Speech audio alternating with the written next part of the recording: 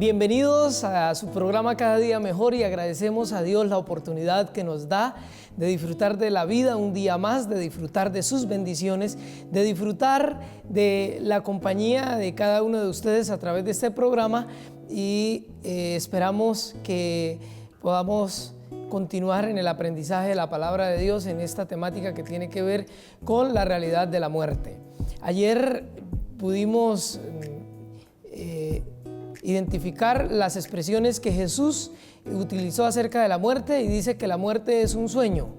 Y decíamos que cuando nosotros nos acostamos para descansar, primero que todo lo hacemos sin miedo, porque ya es un proceso natural, o sea que vamos en el momento de morir, si nosotros disfrutamos de la confianza en Dios, es un proceso natural, no es un paso fuera de lo común. Fue lo que Jesús mencionó. Segundo, Él mismo anunció su muerte y Él mismo estuvo muy tranquilo frente a esa expresión. Ayer al finalizar dejábamos una pregunta en la cual vamos a desarrollar en el día de hoy, y es ¿qué sucede entonces con estas enseñanzas? ¿Cuál es la realidad? ¿Cuál es la verdad frente a la muerte? ¿Y por qué muchas veces encontramos algunas filosofías o enseñanzas que hacen ver que podemos comunicarnos con los muertos, que nuestros seres queridos, o podemos comunicarnos con nuestros seres queridos, que ellos pueden manifestarse en nosotros? Y vamos entonces a dirigirnos a la palabra de Dios, porque si Él dijo que la muerte es un sueño y Lázaro, al experimentar la muerte, al resucitar, no salió dando ni las gracias a Dios porque lo había sacado del infierno donde se estaba quemando, ¿qué expresión dio Lázaro al resucitar? ¿Qué dijo? Y vamos a abrir la palabra de Dios en el Evangelio de Juan nuevamente, donde lo dejamos ayer en el capítulo 11, y vamos a poder extraer de allí algunas aplicaciones. Dice en el versículo 41, cuando ya Jesús estaba frente al sepulcro, dice que entonces quitaron la piedra de donde había sido puesto el muerto, refiriéndose a Lázaro. Y Jesús, alzando los ojos a lo alto, dijo: Padre, gracias te doy por haberme oído. La oración de Jesús. Jesús era un hombre de oración. Y entonces dice: yo siempre, versículo 42, yo sé que siempre me oyes, pero lo dije por causa de la multitud que está alrededor, para que crean que tú me has enviado. Y habiendo dicho esto, clamó a gran voz: Lázaro, ven fuera. Y el que había muerto salió, atadas las manos y los pies con vendas y el rostro envuelto en un sudario, y Jesús les dijo: desatadlo y dejadlo ir. Él sale envuelto bajo estas mantas porque en el contexto cultural es así como ellos entierran a sus muertos.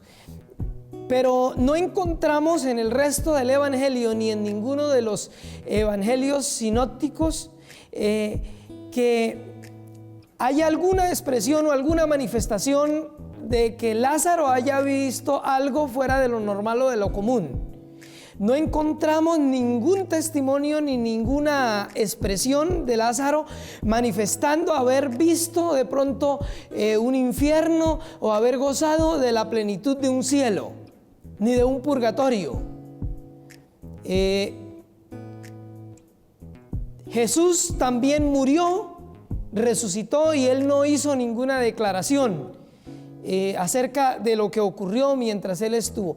Tenemos otros relatos también de resurrecciones, como la hija de Jairo, el hijo de la viuda de Naín. También tenemos un relato en el Antiguo Testamento de cuando llevaban un muerto a enterrar, y entonces salieron algunas bandas armadas, y quienes lo llevaban del temor lanzaron el cadáver de ese difunto, y al tocar los huesos del profeta Eliseo resucitó.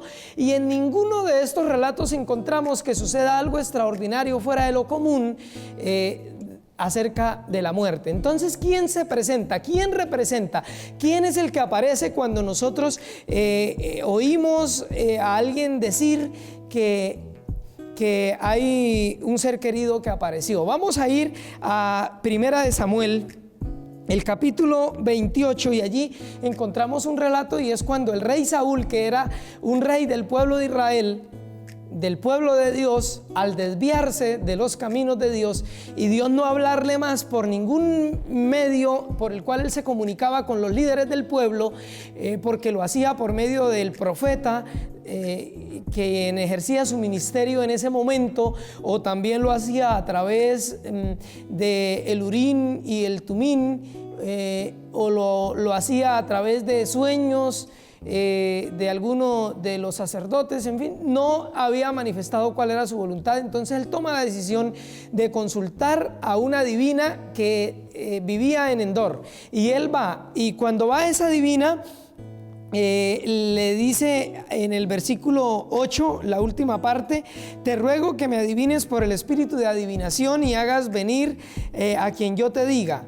La mujer le respondió: bien sabes lo que Saúl ha hecho, cómo ha extirpado de la tierra los evocadores y a los adivinos. ¿Por qué pues me pones esta trampa para hacerme morir? Entonces Saúl le juró por Jehová. O sea, entra en juego algo que no tiene por qué entrar en juego, porque él no está consultando a Dios, está consultando un espíritu de adivinación, y sin embargo aún así menciona y pone como testigo para jurar a Dios. Y entonces dice: vive Jehová que ningún mal te sobrevendrá por esto. Y la mujer dijo: ¿a quién te haré venir? Y dijo: hazme venir a Samuel. Samuel era un profeta de Dios que ya había fallecido, ya había muerto. Entonces él le dice a la divina: por favor, hazme venir a Samuel.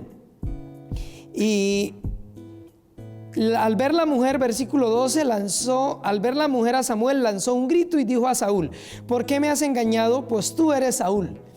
No temas, ¿qué has visto?, le respondió el rey. ¿Cuál es su forma?, le preguntó él.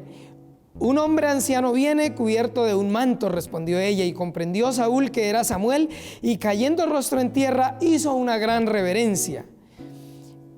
Y Samuel dijo a Saúl: ¿por qué me has inquietado haciéndome venir? Aquí encontramos la primera característica de que no era Samuel, porque el único que debe ser adorado y al que debemos postrarnos es delante de Dios.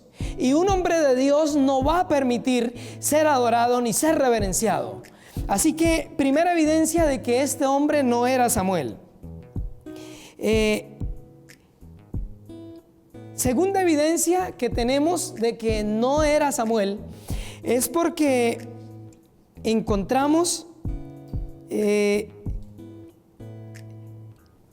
la mujer, la divina, en el versículo 13 le dice: he visto dioses que suben de la tierra.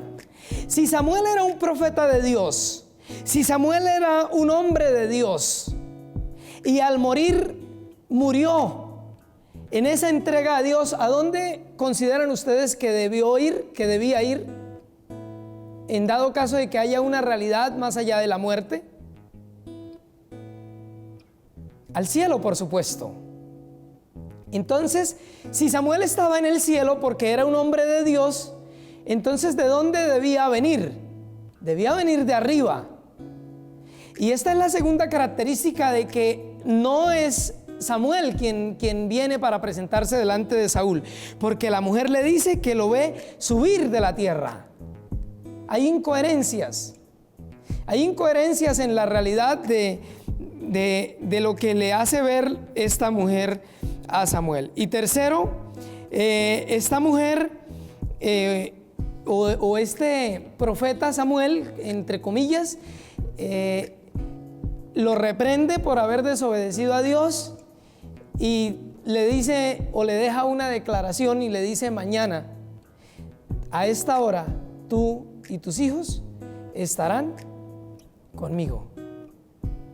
Si Saúl ya era un hombre que Dios había desechado, si Saúl ya era un hombre que había desobedecido a Dios y Dios ya no le hablaba, y el Espíritu de Dios, como lo dice el relato bíblico, no estaba con él, y Samuel era realmente Samuel, entonces hay incoherencias, porque entonces Saúl debía ir también para vivir en el cielo con Samuel. ¿Quién se presentó? Segunda de Corintios capítulo 11 versículo 14. Dice el apóstol Pablo: y esto no es sorprendente, porque el mismo Satanás se disfraza de ángel de luz. Así que no es extraño también que sus ministros se disfrazan de ministros de justicia, cuyo fin es semejante a sus obras. El día de mañana terminemos de aclarar quién se presentó por Samuel.